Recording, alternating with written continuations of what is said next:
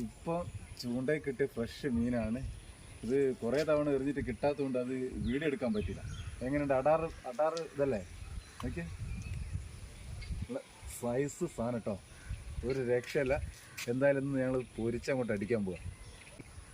എന്തായാലും ഇതൊരു ഏകദേശം എത്ര കിലോ ഉണ്ടാകുന്നുള്ളത് നിങ്ങളൊന്ന് മെൻഷൻ ചെയ്യുക.